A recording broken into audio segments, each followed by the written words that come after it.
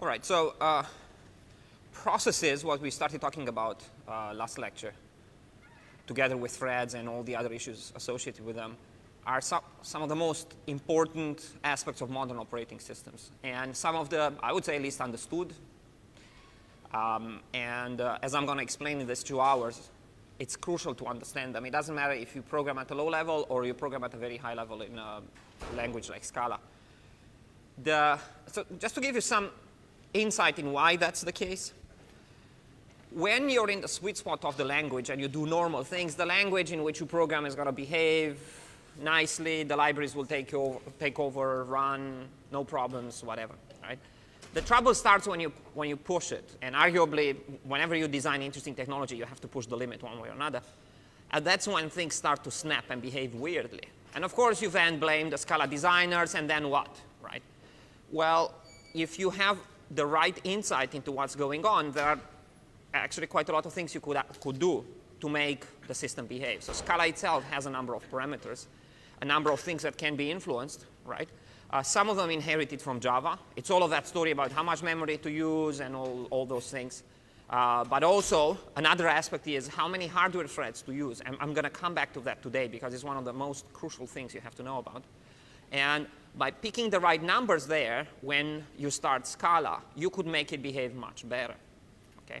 Now, some of them are related to the garbage collector. And I'm not going to go into details. I usually do go into some of the details in the database implementation class.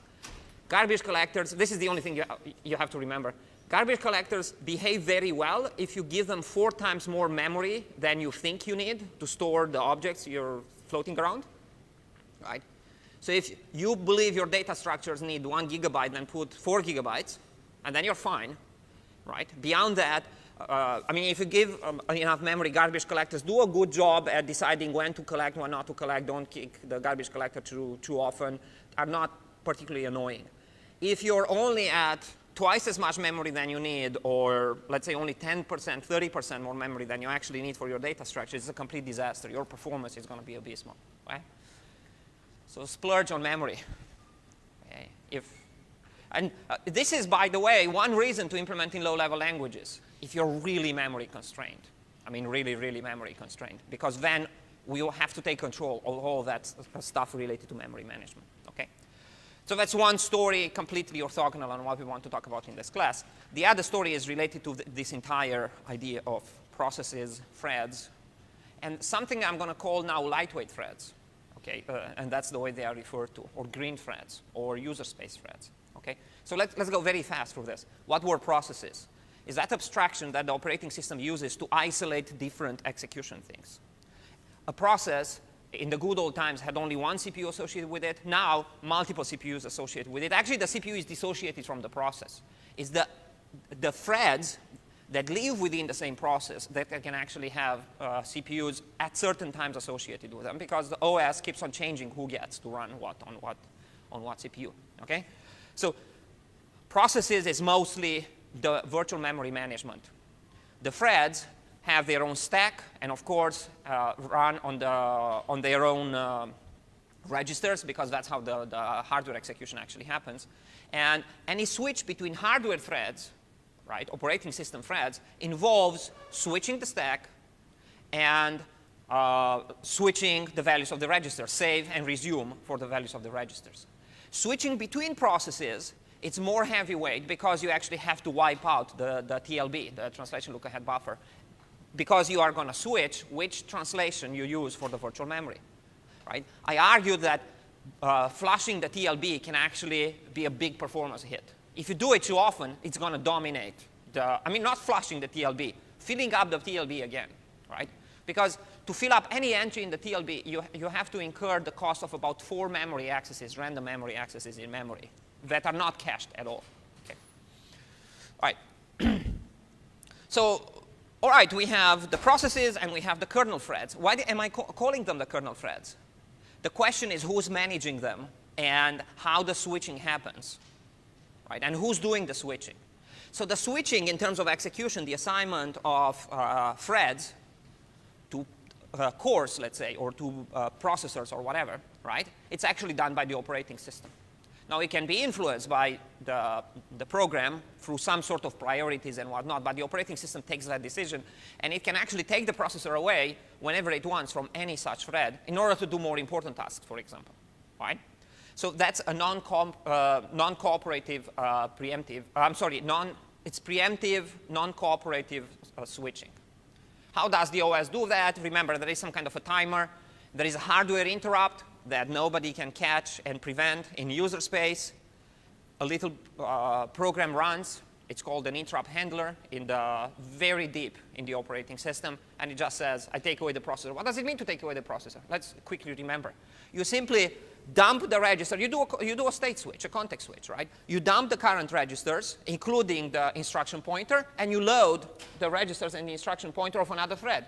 And then, of course, you're running the other thread because you're now jumped in another location with a state in sync with another abstract activity that you were doing. That's what's happening with the threads. So when you start any application right now on any modern operating system, you essentially have a process, which is just the memory management, and a kernel thread to be able to run something in the process, right? Think about basic operations that you can actually do on these processes. For example, you can stop a process. By sending it a signal stop, you actually stop it. What exactly does that mean? Well, it can mean something very simple. You simply tell the operating system, first of all, steal away the CPU that might be associated with this process right now, and don't make it eligible to be given a CPU until I tell you to start it again, right? That's very convenient for debugging. And by the way, the debuggers do this also. Debuggers use some other facilities as well, but they use this stop the process all the time, right? For example, in GDB, you can run a process and then press Control-C. That essentially sends it a stop signal. It stops it and suspends it. Then you can analyze the state and do whatever, and then you say continue, and it's going to continue running it, right? So all of that magic is done through the process management, okay? That it's interlinked with this thread management. So, by the way, because you can have multiple hardware threads, so you can actually run on multiple physical processors, which we all have now even on our phones, stopping something becomes very problematic, okay, quite often. It's very hard to instantaneously stop all the threads in the system, right? So for example, I'm playing quite a lot with a large database system that has 400 threads, right? Stopping that beast, even in the debugger, it's weird. Okay, if you say stop to this thread, the other guys can still tick a little bit until the OS gets the chance to really stop all of them. Okay? So they get to do stuff that, right? You say, well, I told you to stop. Why not everybody stopped? Well, right? So good. Processes, kernel threads, management deep in the operating system, isolation between processes, no isolation between threads. That's a design choice. That means one thread does something nasty, tramples things in memory, it influences all the other threads. This is one reason why multi-threading is actually quite a hard activity, right? Because any mistake, you pay for it in very subtle ways later, right? To destroy data structure in the wrong way. The worst thing that can happen is when two CPUs go over the same memory at the same time, because then all bets are off. Now, there are some hardware little things that happen in the right way, okay? For example, this is guaranteed to work on Intel and AMD.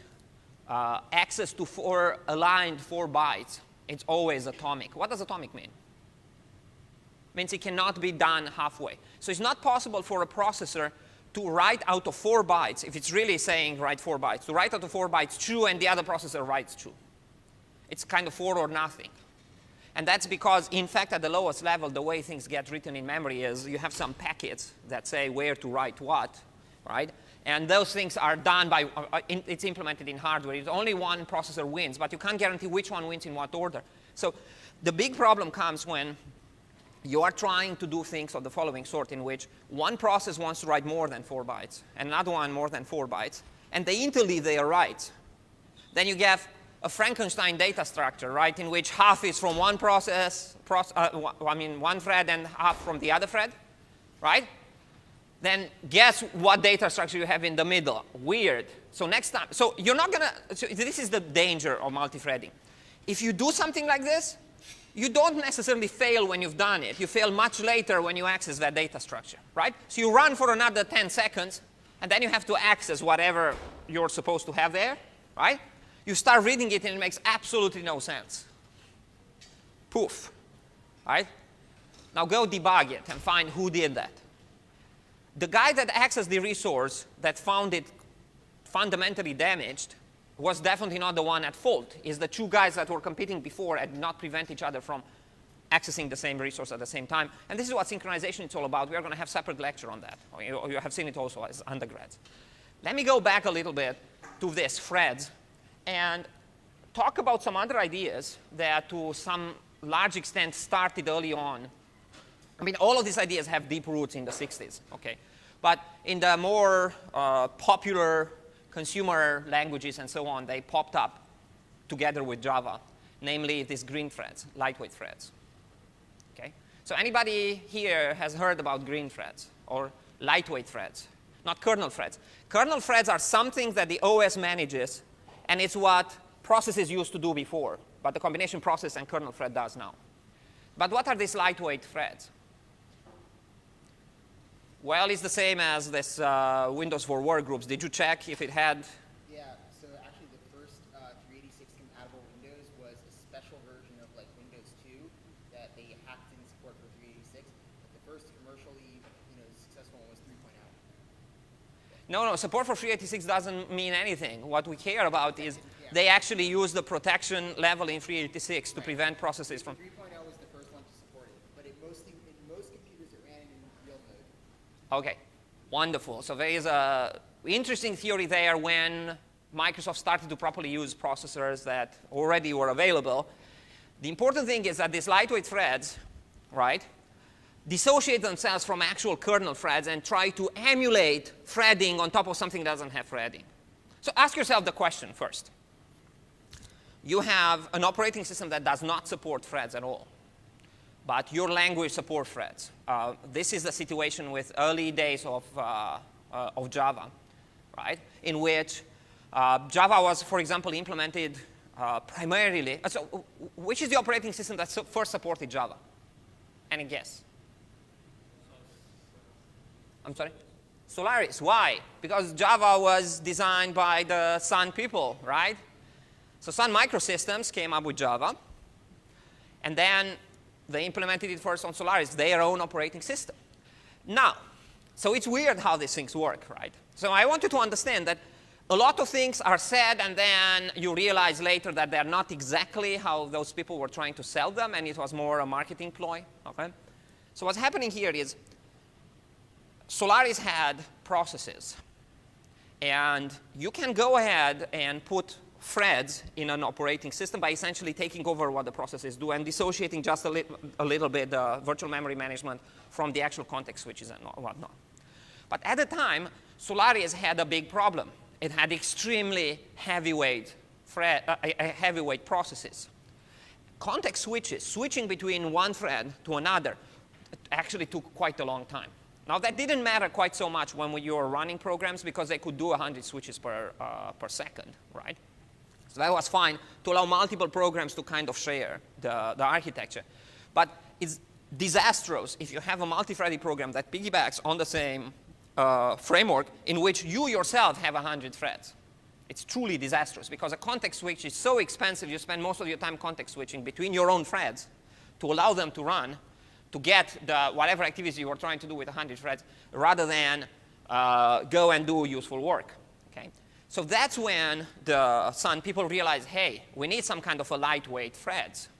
And then they gave it a very nice marketing spin and touted how great of an idea lightweight threads are. So what are these lightweight threads?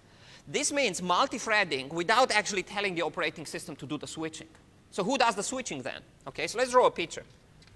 Right? You're going to see a lot of these pictures in which this is the OS boundary. Okay, so this is the kernel. I'm sorry, the kernel boundary. This is the kernel, and this is user space. Okay? What does it mean first? Again, I'm trying to instill in you this need to always ask. So I draw a line on the board, and I'm going to draw diagrams like this. What does that mean? I crossed the line. What does that mean? Well, it has a very, very precise mechanism implemented in modern processors. Okay? But the mechanism is somewhat, not super heavyweight, but it's quite involved. User space, you don't have much protection. In kernel space, you have a lot of protection. There are only extremely well-defined and few ways to cross from user space to kernel space. And by the way, switching between them is just switching one bit. I'm sorry, there are 2 bits. In all modern processors, there are 2 bits because you have 4 possible levels. We have 4 levels defined, 0, 1, 2, and 3. 0 is the most privileged level. 4 is the least privileged level. You can actually specify what privilege means and what doesn't mean and who can manage what at what level. Okay? And the hardware, this is what Intel introduced with essentially 386. The hardware still allows only very specific way to switch between these levels. Kernel runs at the most privileged level, which is 0. And usually user space runs at 4. And then you can ask your question of who runs at, I'm sorry, not 4. Runs at 3, right, binary. So who runs at the other ones? Well, Linux says, whatever, we don't care. We don't run anything at 1 and 2. Windows, at some point, was trying to run drivers at level 2. So more privileged than the user space, less privileged than the deep kernel. Okay? So what's the difference between privileged and non-privileged? You can do certain activities only at certain levels. Okay? So in particular, manipulating the virtual memory space can only be done here. Other activities, for example, setting up performance counters and whatnot, can also be done only at level 0. So certain instructions can only be executed when you're in privileged levels, in 0 level. That essentially means that there is no way when you run a normal program here to manipulate your own virtual memory space. Okay? You can't switch to another table. You can't, for example, you cannot flush your own TLB because that's a privileged instruction. Right? So in order to get those activities done, anything that involves those activities, ultimately, needs to be done at this level. Crossing this boundary, it's usually implemented as and referred to as doing a system call. So this line that goes from user space to kernel, it's a system call, I'm sorry.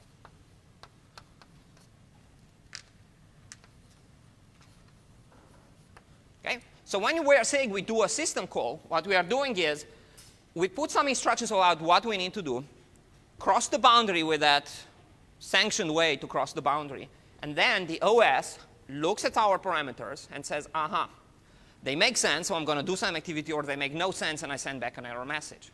Right? So a very agile operating system will allow you to do this very fast. Right? When Java was introduced, Solaris was not particularly good at crossing this boundary. Okay? Too much stuff in here, too awkward in here, all kinds of problems. It just took close to 0.1 milliseconds to cross the boundary, a disaster. Okay? That means cross the boundary only about 1,000 times a second, okay? Which is very little for a modern system. So then the idea with lightweight threads was, hey, let's not cross the boundary at all. Let's do only things in here, in the user space. Because anything that happens in the user space will not incur this context switch, the system call context switch. Okay? So why is it called a context switch? Because you see, in order to really provide protection, you have to even switch the stack. When the kernel runs, it needs its own stack because it has its own local variables, whatever that means. By the way, for the kernel, those are truly local variables. Why? Because the kernel is written in C. Some other languages might not have what you call local variables, so I want to dissociate one notion from another. Right? So in order for the kernel to run, it needs to switch the stack, because otherwise there are very clever ways to trick the kernel to do things that it doesn't want to do. Okay? So a lot of the exploits, security exploits related to kernels, had to do with the fact that the stack was shared between user space and kernel space. So how do you think it happens now? Well, literally, you can pass parameters, you pass them on the stack, but only a fixed part of the user space stack is copied into the kernel stack. I don't want to go into all of these details. I mean, there are a lot of such tiny details that matter a lot when it comes to security and other things. What I want to say, though, is things are quite tricky and extremely fine-tuned over many years. So whenever you have to implement something, stay away from this. Okay? Stay away from, I'm going to do my own system calls and things like that, because that stuff can be actually very, very tricky. Right? By the way, this is the primary reason why Google uses what internally for Android phones. So what kind of kernel do Android phones run? Right, so it's basically one of these open source Linux. So did I switch to Darwin now, or is one of the Linux variants? So I think, okay, so let's get things straight. So a spin-off of the FreeBSD, it's the Darwin, and the Apple uses that, right, in all the Mac OS X and I think also the iOS use some Darwin right at the very bottom. And Google uses a variant of Linux, which I don't know. Well, it uses a pure Linux kernel. Forget about distributions. It doesn't use any distribution. It uses a pure Linux kernel at the very bottom that's stripped of things that it doesn't need to do. So why did these two large companies with enormous resources decide to go with existing operating systems? Because it's tricky to do this, OK? So stay away from this. So use an existing one. Linux is free. Darwin is freer because it actually has a BSD license. This is why Apple picked it over Linux. Linux has essentially some form of GPL license. OK, good. So lightweight threads will not do a system call. But then how do you simulate switching between doing one task and another task? Now remember, you also have another problem if you do anything in user space. Any notion of I switch the registers, it's now extremely problematic.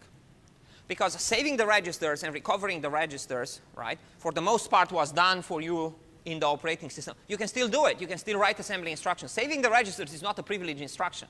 But you have to do some of the work that the OS does. So writing one light thread, lightweight processes, light threads, green threads, in user space, it's a very tricky business in itself because you have to do some of this save partial state or save complete state, right? The operating system will not provide any of the facilities for management of the stacks. So you have to do your own stack management, right? Ultimately, a stack is just a region of memory that it's automatically traversed backwards.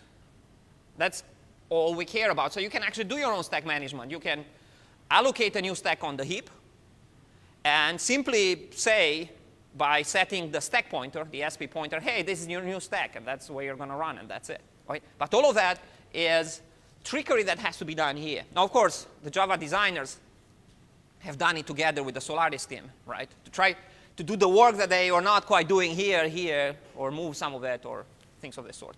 Okay? But you have another problem. And the other problem is, how are you going to steal the processor in a lightweight green thread from one thread to another thread? Remember, the OS had a hardware mechanism to do so based on interrupts.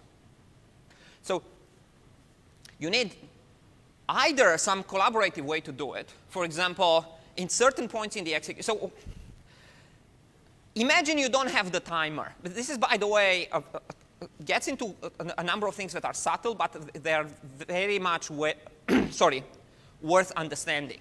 Okay?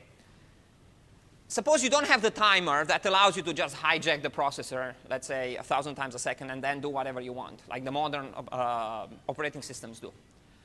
How could you still kind of hijack the processor? And that's relevant when you do these lightweight threads if you don't want to set some timing events. Well, every time the user that runs things at even higher level than this calls any library function, what you could do is check first the function to see, oh, should I switch to something else, right? So you could consider as a point in which you can steal the CPU, you can steal the execution, any call to a library that you control as the designer of the green threads. As long as the user calls every now and then one of those functions, you're fine. You can still steal the processor. Okay? Otherwise, you need these timing events. Implementing those timing events turns out to be very, very tricky because stopping some of your threads, inspecting whatever they do, saving, that's much, much worse than just do a little bit of redirect from one of your own function calls in the library and say, hey, let's call another function, let's do something else. Okay? In those cases, you could even partially reuse the stack. Okay? So to a large extent, this library is this green thread implementation is depending on the fact that quite often you call library functions. So you have points in which you can switch to other threads. Right? This is essentially what the yield is. And the recommendation was basically if you use one of these green threads, is every now and then call a yield. And the yield is a nice way to say, hey, if anybody else wants to run, let them run. And that's essentially just a choice point in which you're basically just checking who you need to switch to and possibly switch. Okay? So to some extent, a green thread library depends on some sort of collaboration. Now, it makes sense to require some sort of collaboration because you don't really have competing programs there. Supposedly, the same set of programmers, right, wrote all the threads that run within the same process. But it's a reasonable assumption. So it's in their interest to put those yields everywhere to make the application smoother. And by the way, not having those choice points can make any graphic interface very sluggish. I mean, this is something that plagued almost all the graphic interfaces, right? If you don't allow tasks related to refreshing information on the screen, everything else is kind of, it's gonna work, but not the interface. If you don't allow the interface, and Java suffered many, many problems like this, the interface to run those little programs related to refreshing information on the screen, you've done some activity. For example, you drag something, and a second later, it gets refreshed. Very annoying, right? So I'm doing now some interface design, and I'm looking at what people are really annoyed by. Anything that takes longer than 30 milliseconds becomes annoying, right? You have to achieve that 30 frames per second. 20, it's OK-ish. 10 is problematic. 1 frame per second is disastrous. Well, if you're into very agile computer games, you might want 60 frames per second, but it's arguable if the human eye can perceive anything between 30 and 60. Beyond 60, by the way, is completely useless. You're beyond the capabilities of the human visual system, right?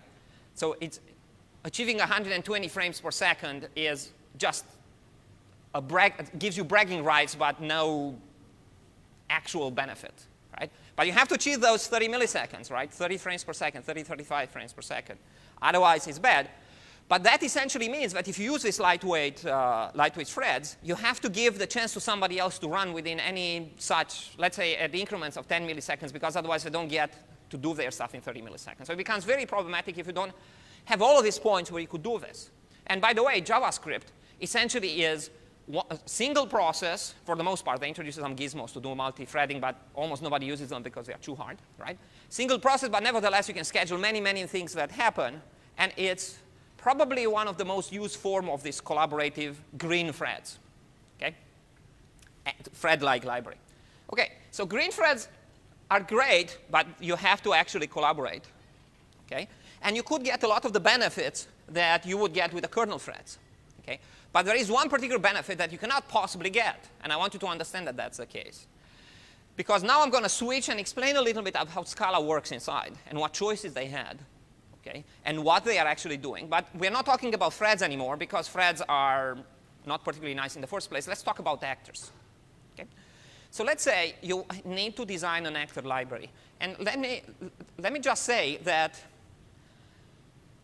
if you join, so somehow you join, for example, a startup, let's say, that needs to do things. I mean, for the most part, you could do things in Scala. But if you want to do high-performance things and you still want to use actors, you might not actually have an actor library in the language in which you want to do the high-performance stuff. So then you're faced with tough choices, right? Do you not do actors at all, or do you implement your own, let's say, actor library? Now, let's ask the question, how should you implement an actor library? And implementing an actor library essentially means you have to somehow map it on either a green thread library that somebody else wrote, a kernel thread library, for example, like pthreads, a combination of processes. You could do multiprocessing if you want, even though that's not particularly justified, right? So how do you take decisions there? The most important one is, how do you map actors to kernel threads? Okay? So let's draw a picture here. So I have actors, and I have kernel threads here. Now, kernel threads are already deep into the operating system. Virtually all operating systems now, we are not in the situation Solaris was about 15, 20 years ago. All the kernel threads are actually very snappy. Okay? The only thing with kernel threads is they need their own stack, right? And a number of other resources, but the stack is the primary big one. But you can do context switches very fast with kernel threads. I think right now, switch a system call in Linux is in microseconds, about 2 or 3 microseconds, which is not milliseconds, micro, right? So you can do 100,000 of them in a second. So that's pretty good. Okay, good. So one choice would be what? Every actor has a kernel thread. One thread per actor, right? If you do one thread per actor, that immediately puts a limit on how many actors you have in the system. You agree with me? Because you can now only have as many kernel threads as the OS bears to have. And by the way, improvements in operating systems over the last 10 years, a lot of them were related to having better scheduling algorithms for the kernel threads. When you have 10,000 kernel threads, you put tremendous pressure on that scheduler that decides who runs next. You cannot possibly afford to go through the list of 10,000 threads and see which one looks better to you, because that will take a lot more than a microsecond. So then how are you going to do it in 1 microsecond top time? Right. We can use mini to mini. Create mini code. Right. So let me give you a piece of advice. Stay away from this. The Linux people spend many years doing a good job there. The Windows people spend many years. Let the operating system do it. Right? They have very, very tight implementations of those schedulers. And you can actually switch the scheduler. And switching the scheduler might make things run better. For example, when you have user interfaces. If you don't meet some of the deadlines for the user interface, switching to another threading library, to another scheduler in the OS might make things better. But you're still hanging on to this actors to kernel thread mapping, right? So one-to-one, it's very convenient. Okay, I've done it in my own system. My own threading library uses a one-to-one kernel threads. Now, one reason I'm doing that is because I know that in my own system, I'm not going to have more than a couple of hundred kernel threads. And there is something else that I know, which I'm going to mention in a second, that essentially says I'm better off with kernel threads in the first place, one-to-one mapping. But we mentioned the fact that akka, the actor implementation in Scala, can easily scale to millions of actors. Right? Now, clearly, you cannot start 1 million kernel threads. I can tell you right now. The OS will simply run out of resources and say, I can't do this. Right? So you must have a many to one kernel thread mapping. Okay? That essentially means that any very ambitious actor library like akka needs to do some of the work that lightweight threads are doing. But here is the difference. You don't really need stacks for those actors. Well, you can, in fact, have a common stack for all the actors that run, because the only things that's going to live on the stack are possibly some of the local variables that are in that reply, right? When it comes to a thread, when it comes to an actor, you probably already have figured this out because of the project you actually have to do, right? You have to implement that method receive. And in the receive, right, you're going to deal with one of those messages that the actor got, and then what? Then the framework takes over and goes and does something else, including running other actors. So the moment you get out of receive, all bets are off with which is the next actor that runs, even if you have a single processor, and the framework will actually do that. And actually, whatever is it that you put on the stack, because you cannot have recursive calls to that receive, it essentially can be wiped out, and you can go back and let somebody else reuse the same stack. This is essentially what an actor library does. And this is, for example, what Erlang does. And this is how you can get millions of actors, right? You simply don't give them their own stack. They run on a common stack. And you do that by essentially not allowing them to do recursive calls. Now, you can do something that almost looks like recursive call. Well, not quite. So let's think about what's the difference between messages, especially asynchronous messages, and recursive calls, right? Well, when you send messages, the message gets copied in the message queue, but there is no guarantee when it's delivered. So you can postpone the delivery until you exit the receive and then deliver it, so you don't really need the stack. You're not really coming back to the same place. By the way, when you're sending those messages in which you say, send the message and then answer for a reply, you're essentially saying, I'm not going to process any other message until the replies comes back, and that's just convenience. If you think another one of your messages while you're waiting there, another one of your messages is called, that's not the case. So what is going on there is, by restricting what the user can do with these actors, you can make your life much easier with respect to this kind of library that you need to implement. The rules become simpler. It's easier to take decisions with respect to what you do, and you get away without all of those stacks around.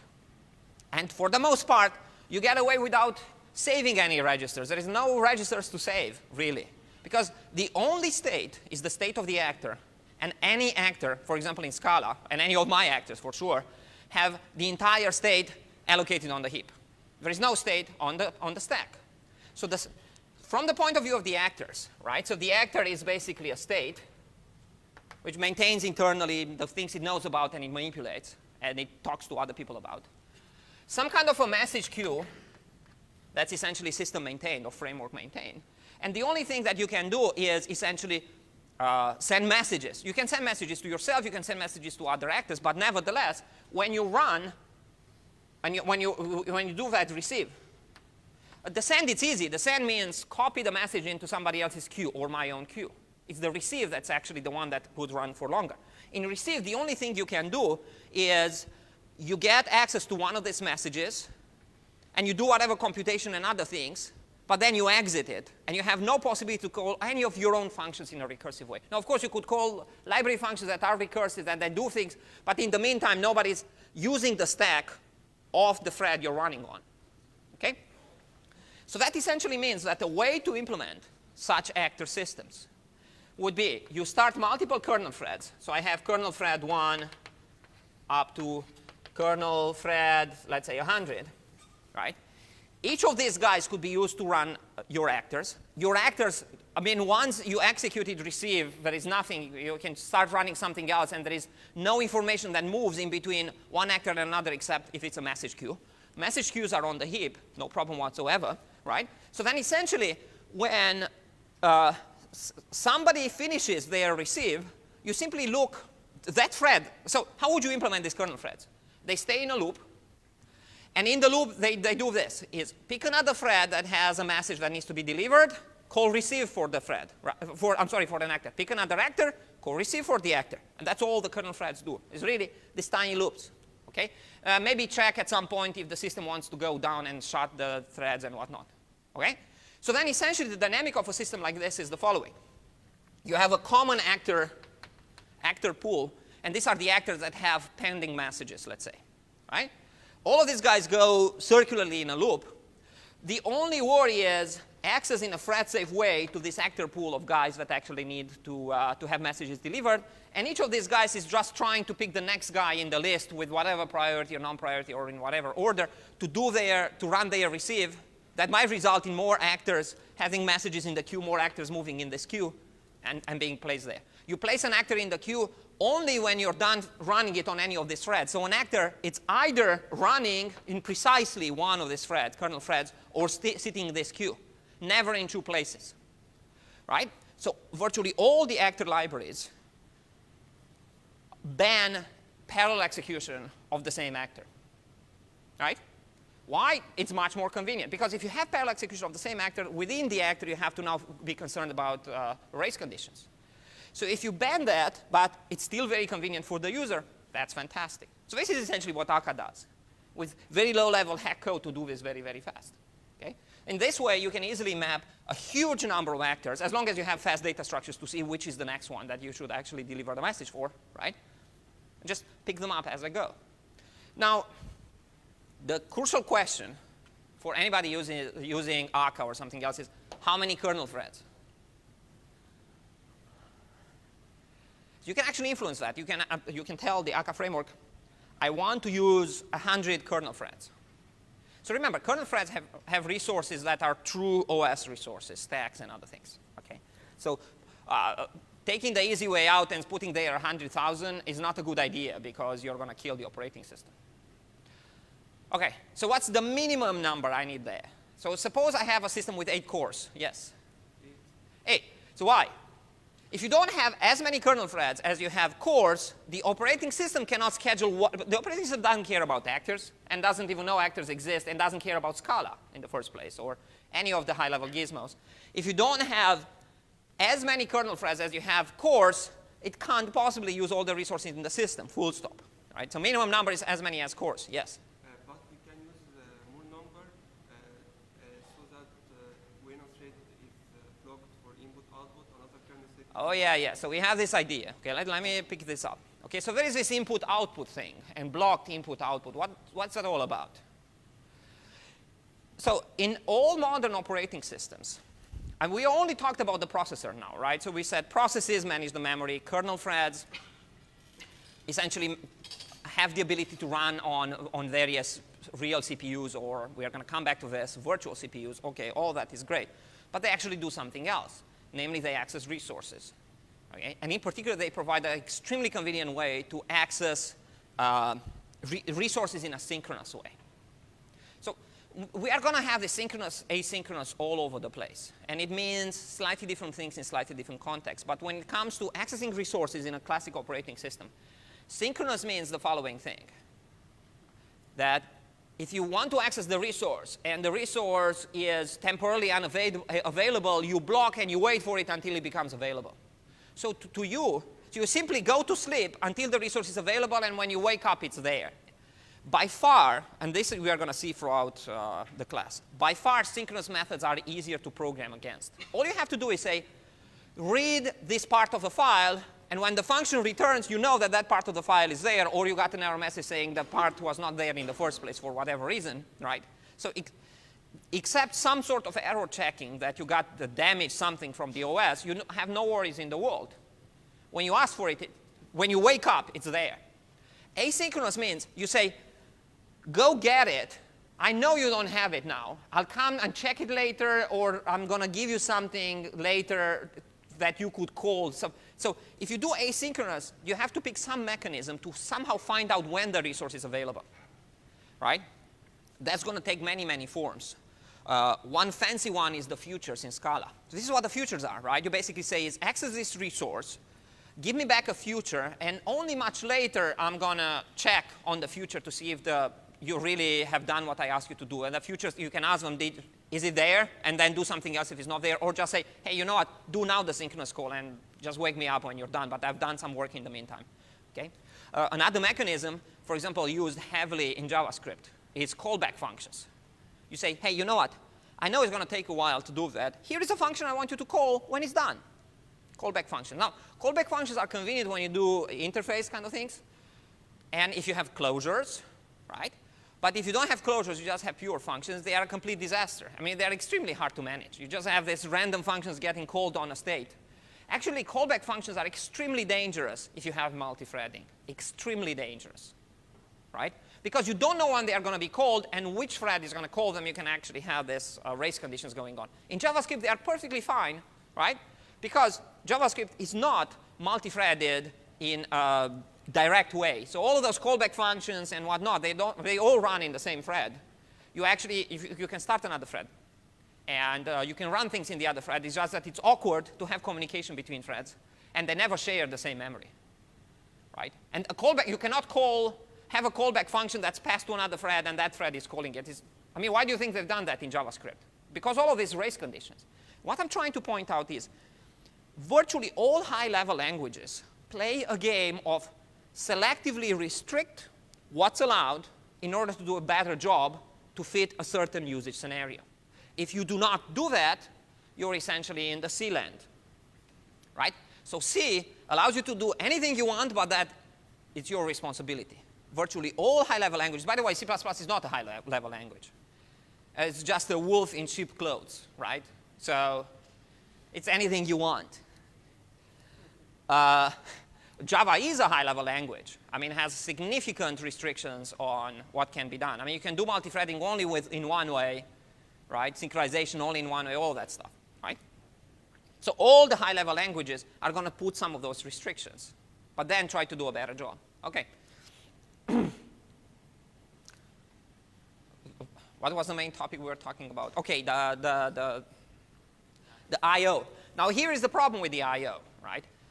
Again, convenient to do synchronous calls on the I/O. Read that file. OK, when I got the file, do some activity. It's literally insane to program against asynchronous I/O. It's possible. Our operating system support it. So how is the I/O, synchronous I/O, implemented in the kernel? By the way, all operating systems implemented in the kernel is one of the basic facilities in any operating system. Well, for the kernel, it's very easy. Well, not very easy, but it's easy to explain what it does. You do a system, one of the system calls is going to be access a resource, like a file, right? By the way, you have system calls to open a file, you have system calls to close a file, you have system calls to access a portion of a file. Why would you open a file?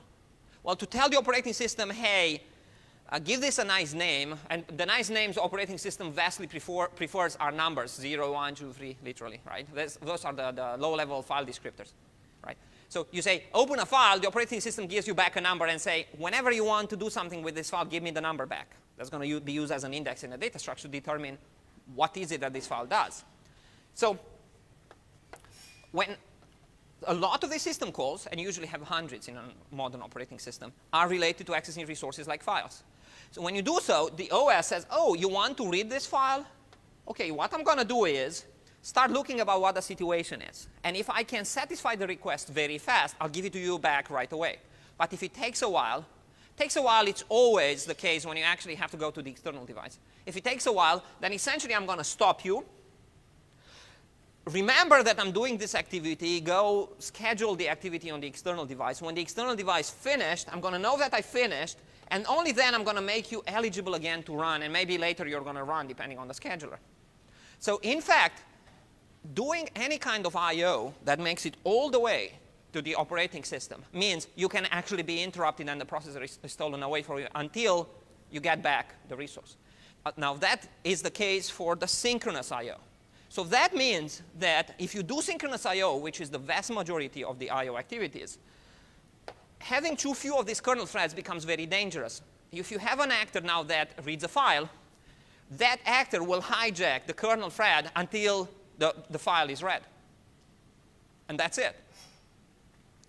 Which means if you only started with 8 and 4 of them access files, right, then you only have 4 to run, but you have 8 cores.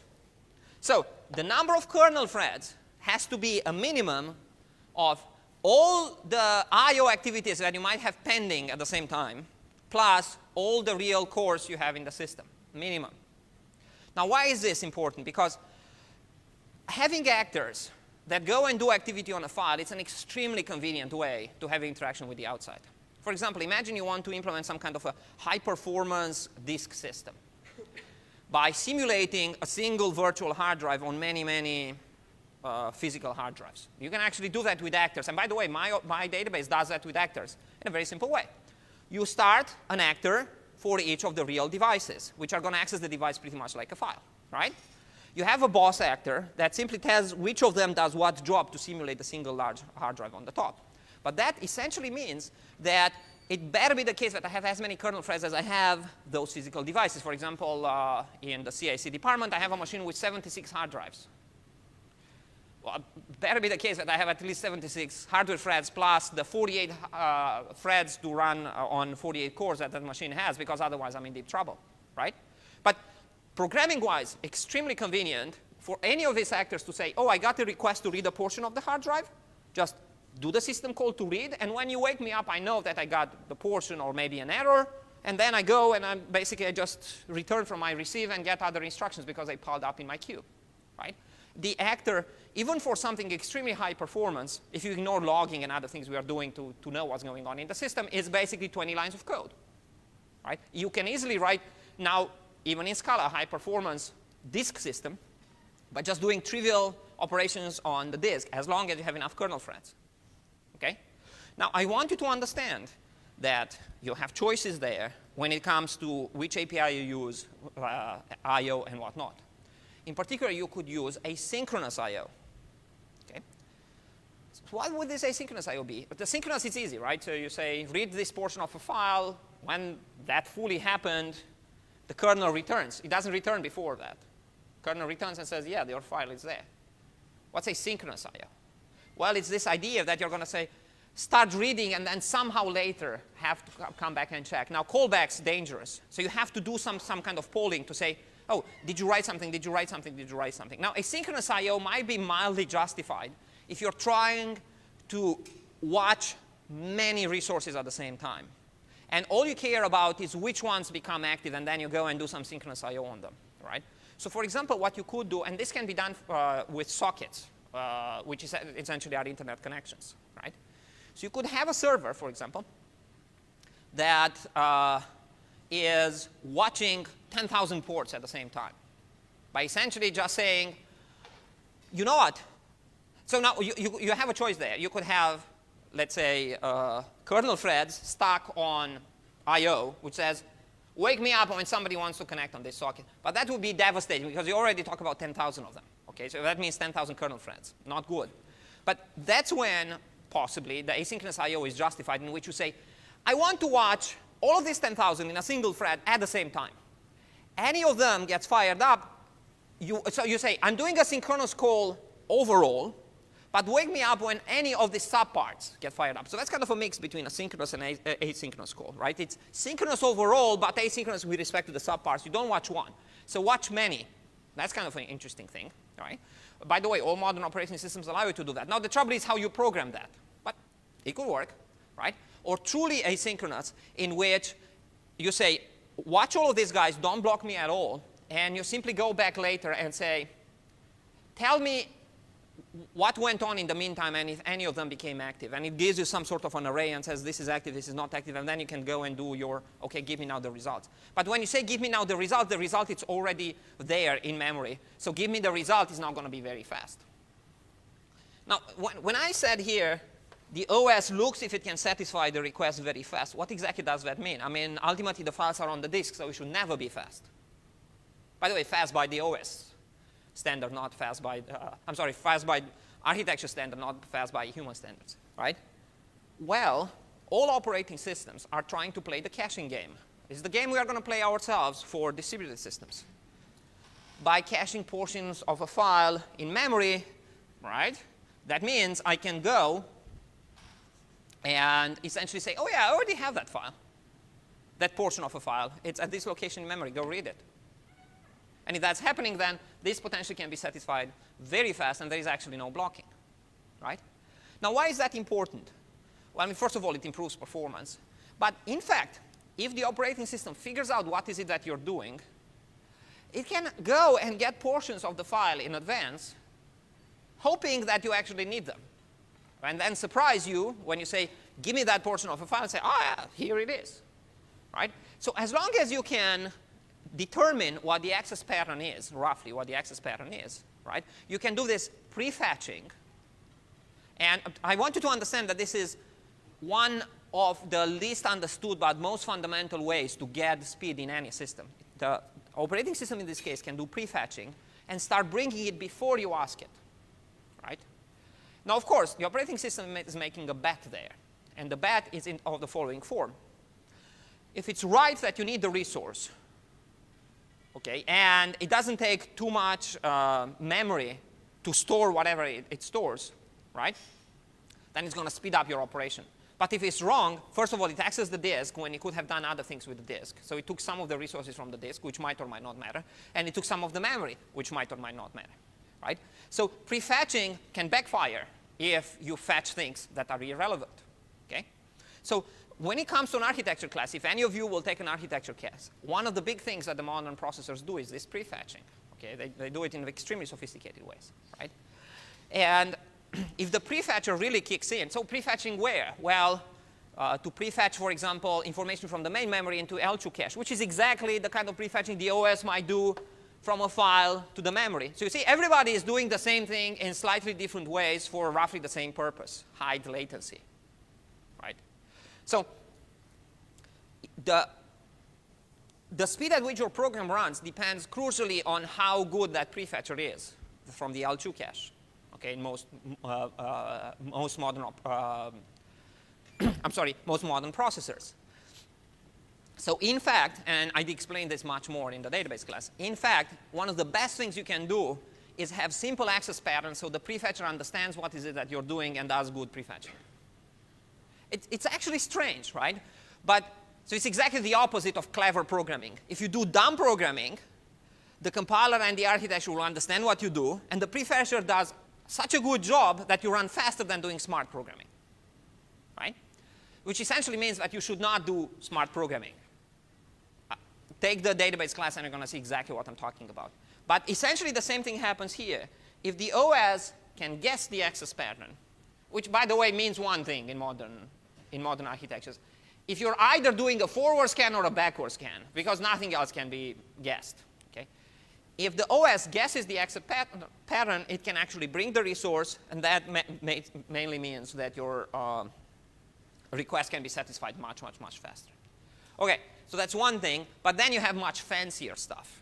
And that's more relevant when you do high-performance systems than it is for doing distributed systems. These are all related to memory map files, right? Somebody here threw in the air the memory map files, maybe you, right? So what are these memory map files? Wait a second, so we already have files, we already have synchronous and asynchronous file access, we have all of these kernel threads, why do we need even more gizmos, right? Now, memory map files are, to a large extent, truly amazing because they make the external device look like memory. And then any weighting that happens extremely deep and automatically in the operating system without a system call. Okay, that's the trick. So essentially, and by the way, that's one way to alleviate some of the problems you might actually have with synchronous calls in here, right? Because, well, that will still get one of your kernel threads stuck in there, right? But at least things are possibly a little bit more manageable. So memory map files essentially are portions of a physical device, because it has to go down to a physical device in the end. Portions of a physical device that are connected but deep in the kernel with a region of your memory. So whenever you access that region of the memory, if it's not already moved in memory, the operating system will automatically do whatever it takes to actually put it in memory. Okay? I'm not going to go into all the details, not at this point, but memory map files are so powerful that virtually everything is done with them. Okay? Not really the basic read and write request, but almost anything else is, including loading libraries, shared memory. All of that stuff can be done through memory map files, because you can actually even dissociate it from actual files, and you can do so-called anonymous memory map files, which essentially means I don't even have a file, right? But I want to do this memory mapping because if another process, or if the thread itself says memory map file, the same resource, you can actually have the same physical memory location mapped in two different places in your memory space, or in two different memory spaces or two different processes. Right? So you can actually end up doing quite a lot of magic with these things if you're the hacker type. If you're not the hacker type, stick with the hackers that design high-level languages like Scala to do some of these things, right? So don't be surprised if some of these advanced languages, for example, implementations of Java Virtual Machine, use some of these extremely low-level hacks to get some of the work done, right? So they exist. If you want, you can go and dive into them. But this is a crucial issue, controlling how many physical threads you actually have, right? And that really has to cater to your specific application, right? So again, simple rule, sum up the number of real processors you have in the system, right, cores. Sum up the number of simultaneous synchronous IOs you want to do. Put another, I don't know, 10% for good measure, and that's the number of minimum number of kernel threads you should have in there. Access to the external resources, not only files, is internet connections and whatnot that are now a little bit more prevalent, I would say. Okay? So is the situation reasonably clear? High-level languages, massive manipulation of techniques like green threads, or if you want, green actors. Connection to kernel threads, eventually. Processes, just manage the memory. In order for kernel threads not to trample over each other, you need synchronization methods. Okay? And that in itself is crucial, and it's a separate topic, but we don't need to go into too many details with it. Okay, so let's see what the slides are. I mean, I'm not going to go through all of them. It's all the switches between kernel threads, user space, nice features in line with what we have done. Right? So this is, for example, let me get the mouse. This is now getting closer to distributed systems, right? One particular activity I can do in a distributed system is to implement a server. So now what are these servers, right, for example? Well, the server itself could run multiple threads. I mean, so how many of you, okay. Everything now is related to some sort of web one or another, right? So we have web servers that do things, and then they call something else in the back that might be a database server or whatnot, right? So all of these issues surface quite fast. And high performance in a web server environment, it's directly tied to your ability to have multiple pending requests at the same time. So a fundamental question is, how do you implement that? Right?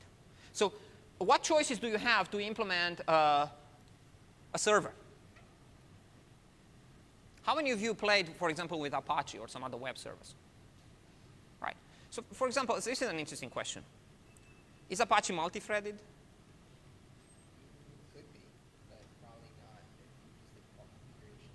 So why, okay, so we have all these threads and how good they are and what they do, and now we are suddenly saying Apache could be multi-threaded or not by default. Okay. So it turns out that Apache was designed and really likes to be multi-processor, not multi-threaded. Why? Oh, well, because you see, remember, in multi-threading, any mess up of one thread, right, means a mess up for the entire collection of threads, the entire process. So then you can get into funny things, right? You're satisfying this web request. You make a mistake in one of them, everybody else, it's affected, right? That's what multi-threading gives you. By the way, any defect, just one second, any defect in one of your threads, you probably have to kill the entire process because you're not sure what kind of damage you could have done, right? Yes? Will Chrome use the same idea? He opens new tab in a process, not in a thread, because... Good. OK, so let's flip it now, OK? So not only we want servers that need to do multiple things at the same time, we are now savvy consumers, and we want web browsers to do multiple things at the same time, right? How many of you use a single tab in a modern browser? Well, at the end of the day, I end up with about 40 or 50 tabs, and I just have to go. I don't even remember which ones are useful. So I usually say I'm too tired and I just kill the whole thing just to get rid of all the tabs, right? It's so convenient to fire up those tabs. How does Chrome do it, for example? Right? No, but you see, Chrome has a lot of choices, a lot of choices. One of the choices is multi-threading. Right? I mean, Chrome is supposed to be an application, right? So it's supposed to be a single process. Well, it turns out that you can still have your own logical structure that spans now multiple processes. And this is essentially how things were done in the good old times, right? So, for example, a lot of database servers are not multi-threaded, but they kind of can work in a multi-processor way in which multiple independent processes talk to each other. Now, this looks like disastrous, right? Because if I have two processes, suddenly they cannot see the same thing, right? They have isolated virtual memory spaces.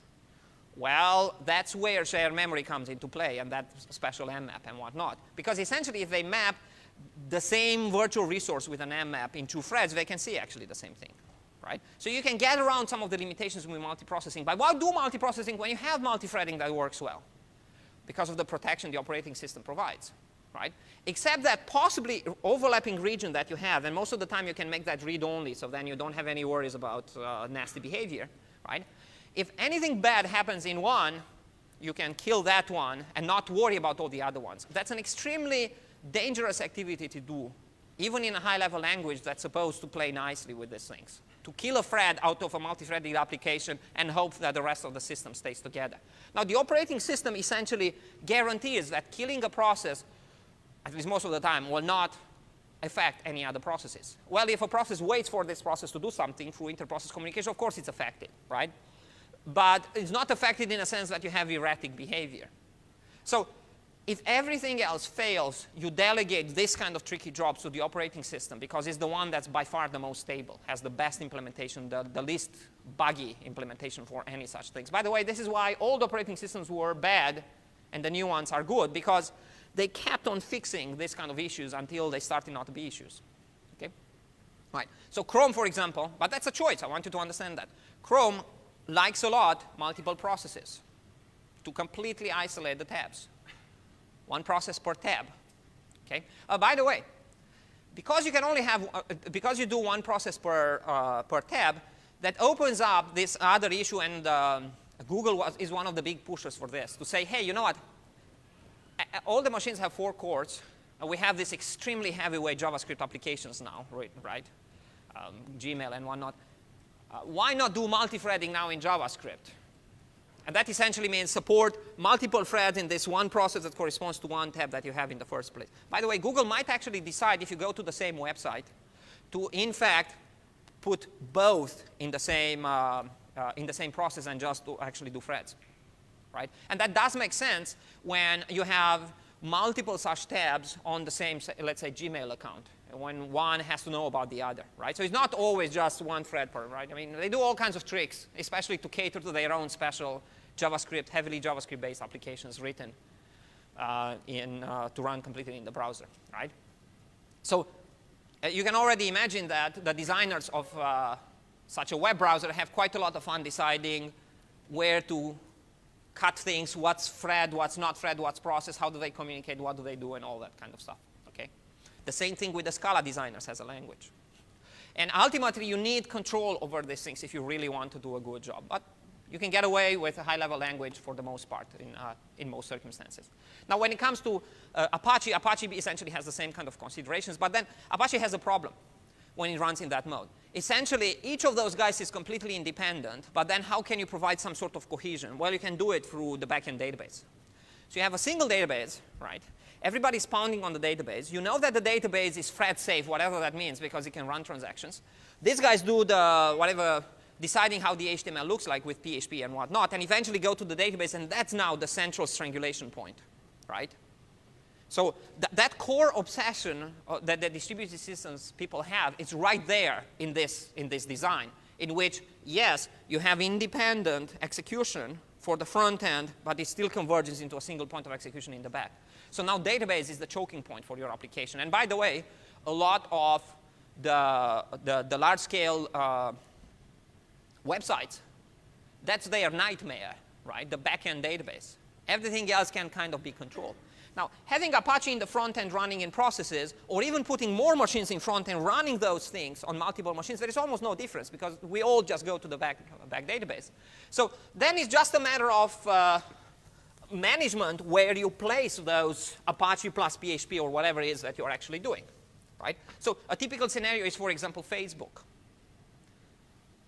Well, apparently, I don't know, something like 40% of the human population has now some sort of a Facebook account. Maybe not quite that much, but whoever has a computer, minus about 10% has a Facebook account.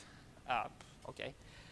And so Facebook has to serve a lot of those web pages, just so that people see whatever is it that is in their Facebook account. How do they do it? Well, most of the activity, right, the heavier weight one, is potentially just generating that pretty HTML that the browser then interprets and paints all the wonderful stuff on the screen.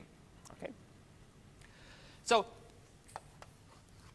each of the machines that Facebook might actually have might or might not run multi-threaded application or multi-processor application. If they use Apache and PHP, then probably it is going to be just multi-processor, not multi-threaded. They just fire up as many processes as they know they have CPUs. That's fine, right? They have multiple such machines in large server farms. They have that entry router that can actually hijack TCP/IP connections, and they can reroute it and say, you know what, I got a request to open a connection. You take it over and you take care of it. I don't want to hear about it anymore. So the router just kind of deals with opening up the connection and then forwarding the packets as they come along, right? And that's where you can do some load balancing. We're going to come back to this as a technique to provide scalability in distributed systems in general. So this guy, for this specific request, sends it to this specific machine. The machine can do even more forwarding inside and say, I'm going to send it to this specific process. Right? In multiprocessing, you have a tricky situation there, namely that multiple processes cannot listen to the same port, so you need to do your own tricks to make sure that that's actually happening, that port 80 situation. Okay? So in fact, whatever the router does, Apache does, by the way. So Apache is going to hijack the TCP/IP connection and hand it over to another process. So there is a number of handing over. So techniques invented by the networking people to do hijacking of TCP/IP connections in the router are then used by processes in the operating system to do even more hijacking. So Apache has a main thread that only watches for open connections and then hands them over to other processes to do whatever needs to be done to satisfy the entire request. Okay? Same technique, caching, hijacking, send it to another place, virtualization, which we're going to come back to later, right? Applied in slightly different circumstances to provide this multi-level scalability. But you still have this problem if you use a single centralized database, that all of these guys have to go to the same database server. And by the way, this is the design eBay has. And this is why eBay is crying every now and then, right? So eBay has a very large, one of the largest Oracle database installations. It's a single server, at least a single logical database server. Internally, of course, it has many threads and many things and many CPUs on which it runs, right? My guess is it runs on thousands of CPUs, right? But nevertheless, it's a single logical unit. And essentially, all the requests for information related to those auctions on eBay from the front-end servers all go to that back database server. Okay? And then you have to deal with this. So if the Oracle server in the back end of eBay goes down, eBay is down, and that's the end of it. Facebook uses a more distributed version of this, okay, in which the kind of back-end database-like behavior, it's itself distributed. I don't know what Facebook is using nowadays. Maybe MongoDB. No, they're not MongoDB users. They use what the Memcache, I think. No, the graph database is a gimmick they use only for ads and whatnot. As a back-end data, they use something else. So they probably use a Memcache combination with CouchDB maybe, or maybe a large distributed MySQL farm. Anyway, they use one of the databases we are going to come back to later. I'm going to dig it up on the web, and let's see if they reveal this. Yes? No. So again, we're going to come back to this later. Hive, it's good only for some of the aggregates maybe. So OK, let me say something. All of these large companies use a garden zoo of technologies. Okay? You can't just say this, right? They use tens of them for different purposes. I'm mainly worried about, in the situation I have on the board, in how do they paint how do they produce the HTML pages that get displayed in the browser, and not all the other analysis they have to do, right? In order, for example, to figure out who gets what ads and what not, you have to do a lot of analytics, and then you use the graph database, which I think it's an in-house thing, or you can use Hive, which is, I would say, a disastrous database.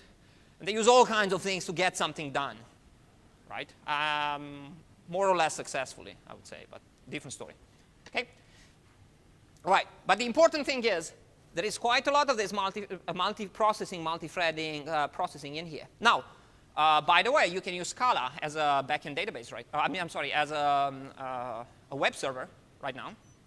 And in principle, you can have all of this playground stuff with actors and whatnot. So this is called Play Framework. So the Play Framework is an implementation of a full-fledged web server, like Apache, that can do all kinds of other things in Scala. And you can actually write now the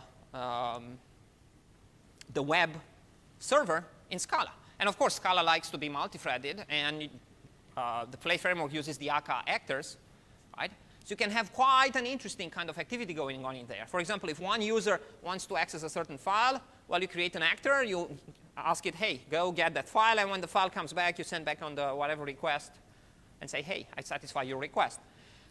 That gives you a nice benefit, namely the communication between all the activities that go on at the same time can actually happen in a single process, so they're going to be much faster. You don't have to go through databases. That's actually one of the biggest problems with the Apache PHP, MySQL, or whatever you want to use in the back stack. It's very hard to scale it because MySQL chokes. Everything goes to the database, and database is a single point of failure. Even if you can afford to do the web serving, which is not that hard, the PHP, which depends on what your backend application does. Okay? So if, for example, so by the way, we do use this.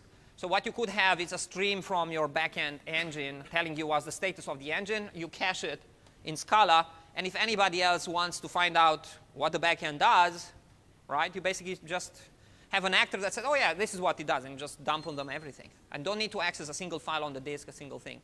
You might synchronize with some information on the disk in order to provide persistency, right? But you have potentially a lot more options if you do this, okay? But it's all magic with high-level languages, and ultimately everything goes down to this combination kernel threads and processes. So not so much that you're going to have to go low-level yourself, but you have to be aware what's under the hood in case things don't go so well. For example, Play Framework that uses Scala, or it can run on Java as well, right? If you don't have an overly large load on it, hey, it's going to behave, and you're not really worried what's under the hood. But then, overnight, you have a lot of people signing up for your services. This is what happened with virtually all the big services. For example, Instagram was like this. Literally, in a week, the number of users skyrocketed, right? They were getting more than 100,000 new users a week, right? And then it accelerated. They got to millions very fast, right? So then things start to go from OK to bad to disastrous. And then you're going to be worried about what's under the hood, because it might be the case that all you need to do is increase the number of threads. right? If there is a little fix you can do with just tapping it with a hammer, hey, that's the thing you want to do. If you don't know what's under the hood, you have no chance. Okay? Now, at some point, you might reach the limitations of ACA or things like this, and then you're in trouble because you might need to rewrite some of that ACA software, which is really bad. Okay? Good. So that's a typical scenario. Dispatcher thread assigns work to other threads. This is actor model, right? You have the main actor that gets the request and says delegates.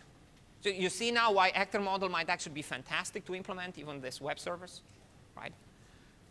When a request comes, you're doing now for your project essentially a dispatcher actor, right?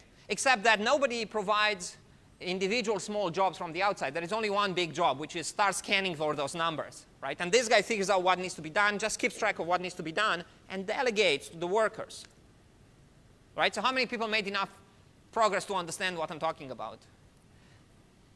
Right? So how easy is it, right, to just say, hey, all I have to worry about is what work is getting done now. And then the worker says, all I have to worry about is going through my portion of the job and do my stuff, right? Very clean, very simple code. I'll show you some examples maybe later in which even extremely high-performance databases can have this very clean, very short code with actors. Right? So actors make it all simple. That's really why I'm pushing actors on you. Okay? So we talked about this. Multi-threaded servers, right? Now, there is one topic, and this is the last thing I want to talk about. I still have about 25 minutes. And this kind of a topic took the industry by surprise in a good way. And I'm talking about virtualization. So anybody has any idea what virtual machines are, virtual servers, what's this virtualization all about? And how deep can you virtualize? That's the more interesting question.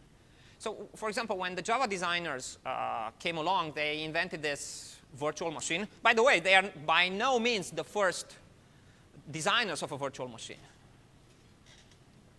Right? How many people here know how mainframes work? In principle. So mainframes from the beginning, right, provided just the low-level hardware and then provided levels of virtualization to cut that expensive beast into subparts that can be used by multiple people, because you can't make a $10 million system a personal computer, right?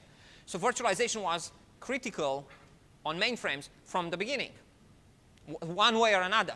And you do want to virtualize it because it makes the life of the implementer of the operating system at that level easier to not manage an enormous thing and just a smaller thing. But you need then something to manage that extra distance from my part of the hardware versus the rest of the hardware. How do things get mapped? Okay?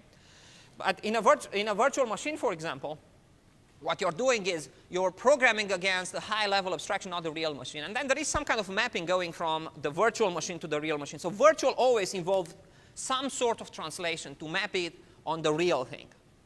To a large extent, we are tricked by the entire technological stack. And everything is virtualized down to transistors, really. Right? You think, for example, so just to give you some insight on this. Let's say I want to get to the lowest level, and I'm going to program in assembly, right? I'm a tough guy. I'm going to program in assembly. I'm going to tell the processor exactly what to do. Well, you're really not telling the processor what to do. What you're giving the processor is just some kind of a framework and a set of instructions, but the actual execution, it's still messed with further by the architecture itself.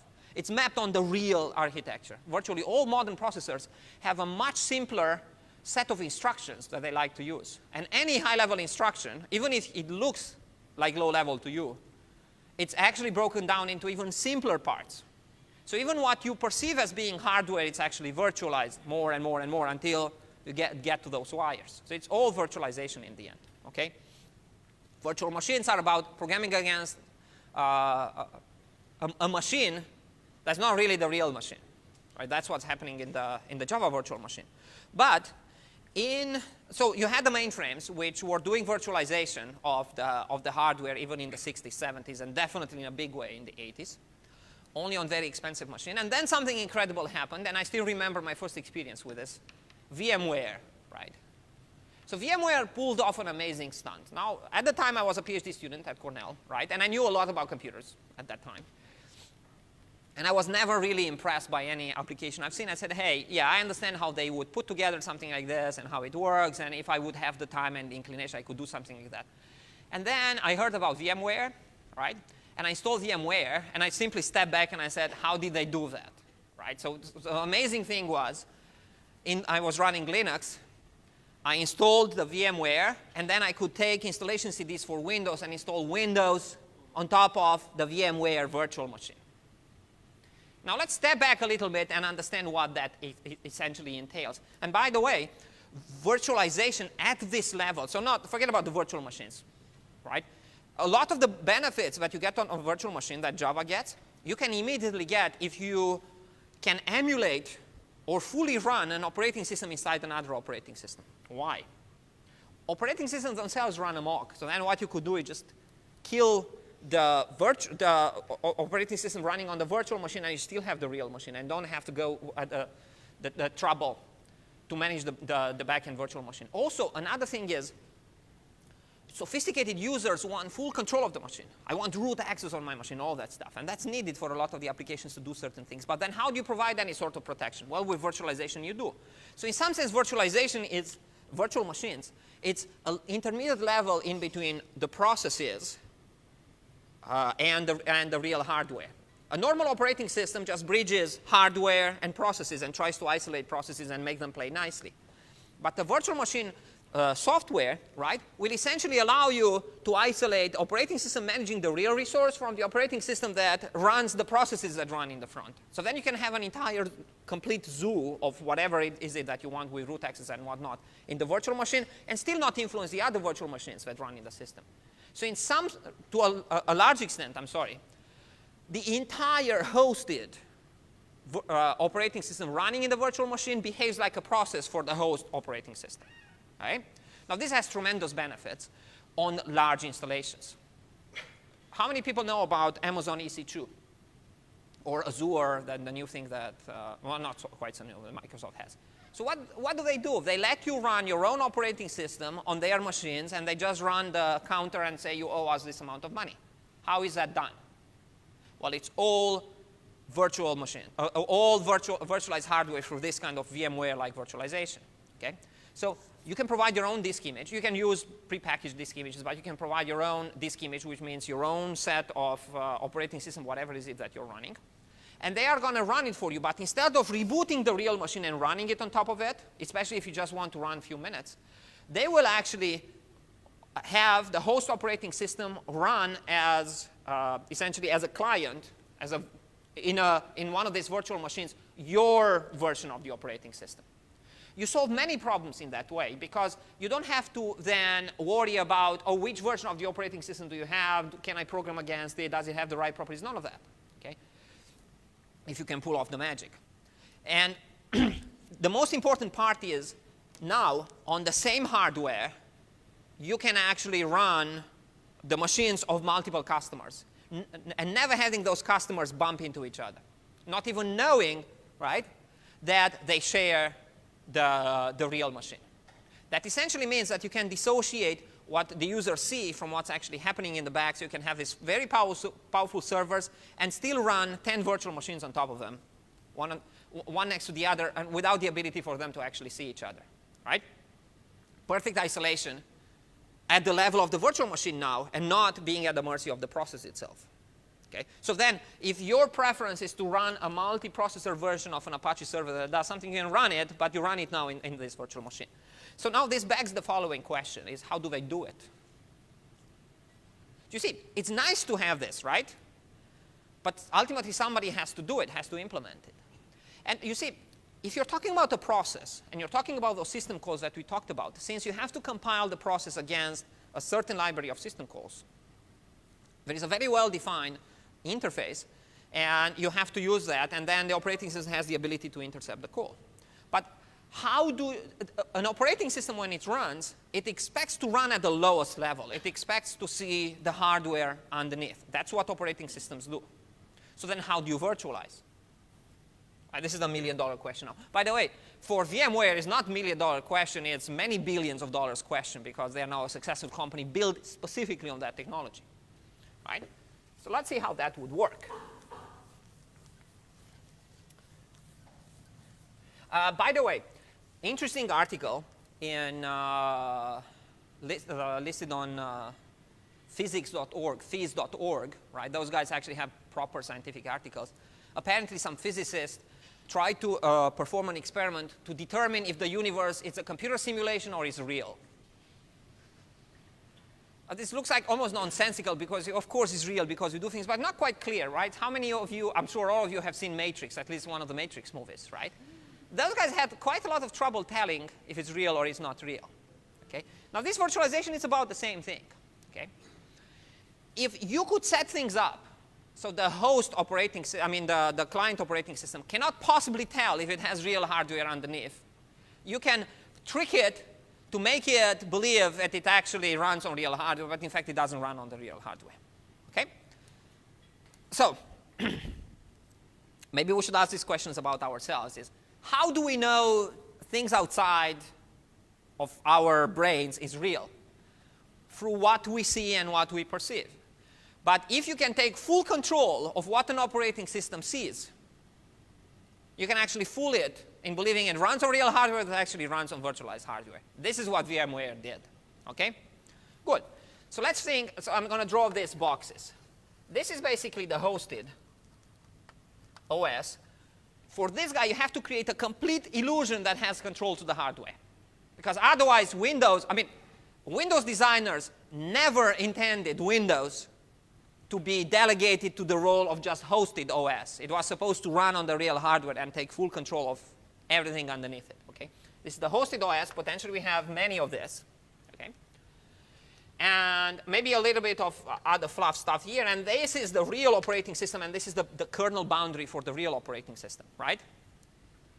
This is basically the privilege 0, and probably everything here runs at the privilege level 4. Now, sorry, 3. Thank you. So this is the real thing. Well, this guy has its own set of illusions because it runs on hardware that itself does all kinds of tricks with virtualization, but that's a different story. Okay, good. So this hosted guy, what happens when you boot an operating system? It starts to take control of that hardware. So what's one of the first things any decent operating system will do?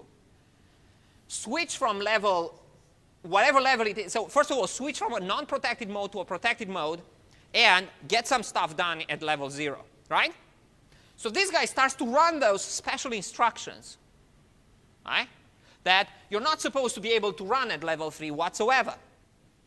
Now the question is, what happens? Did you ever get something like a bus error or illegal instruction or whatever error in your programs? Well, you have to struggle a little bit to get that because you really have to run random code, right?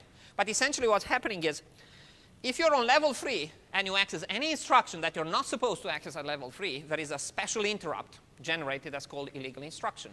The handler gets essentially a pointer to what was the instruction that was trying to do something. So here's the sneaky thing that VMware people did, okay? They said, you know what? Let this poor guy attempt to run its privileged instructions, right? By the way, they were not controlling what's happening here. They were only controlling what's happening in user space living on the real OS. They needed a little bit of drivers, some hookups deeper in the operating system, but not too many, okay? So you have an illegal instruction that basically tries to switch to privilege level 0, right?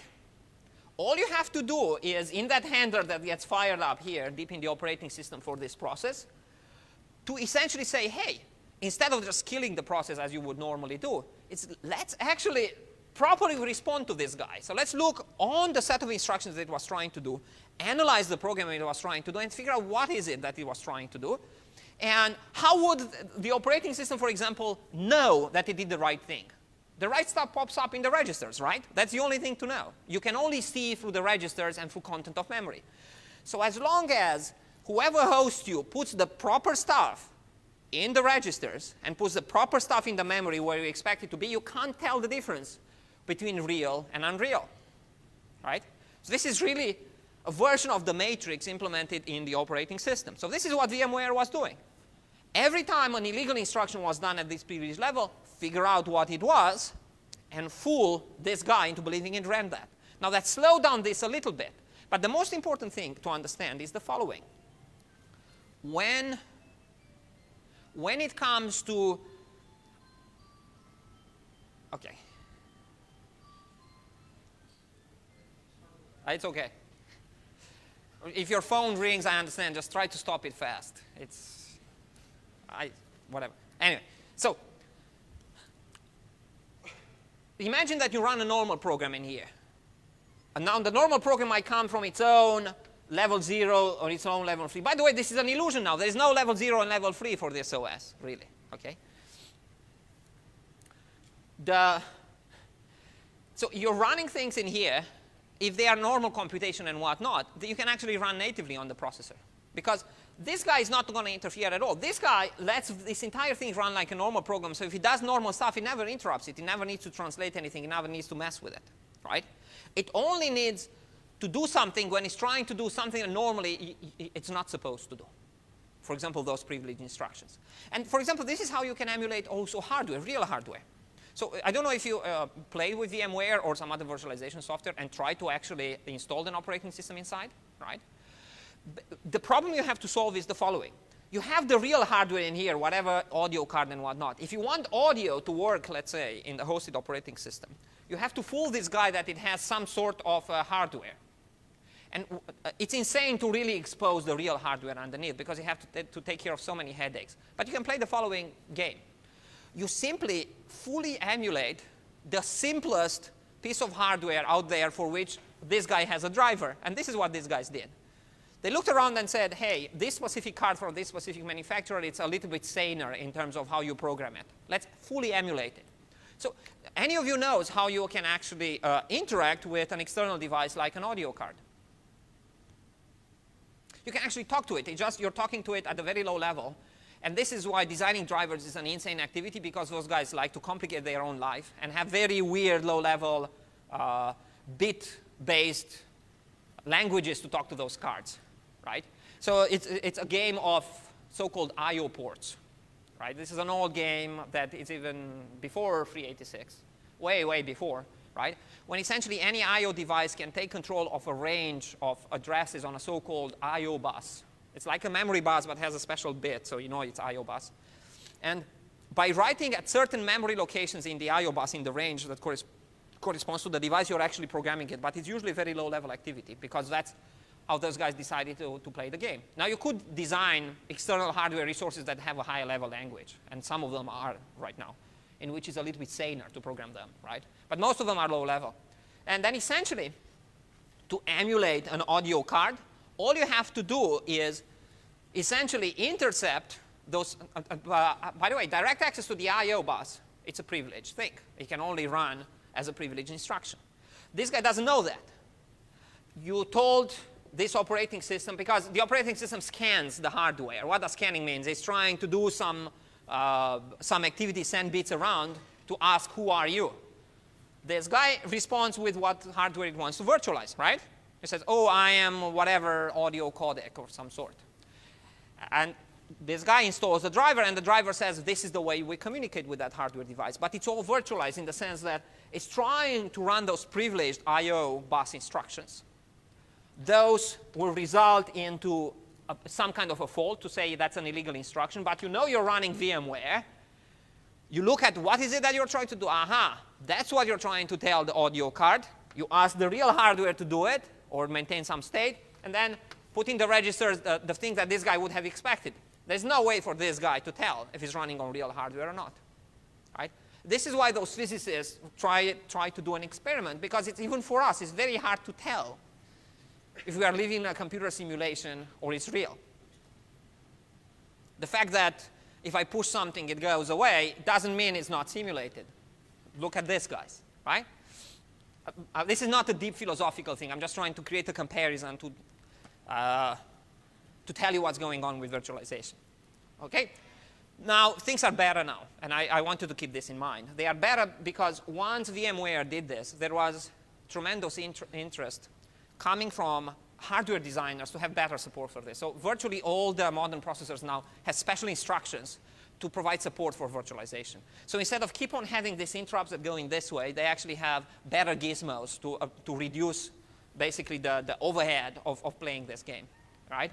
And now you started to have something even more interesting. So how many people know about the KVM, the kernel virtual machine? So what's KVM?